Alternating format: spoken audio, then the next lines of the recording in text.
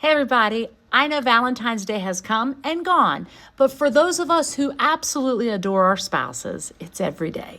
And I just wanted to sing the chorus of a song that I sang to my husband, John, on our wedding day. We are soon to celebrate 20 years. March 18th, 2026 will be 20 years of an amazing marriage. Here's the chorus of that song, and I still feel the same way today.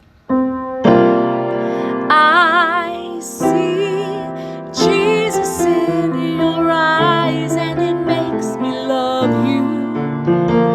I feel Jesus in your touch, and I know He cares.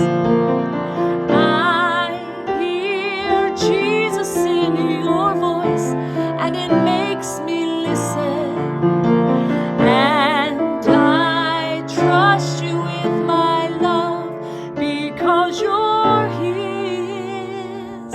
Oh, I see Him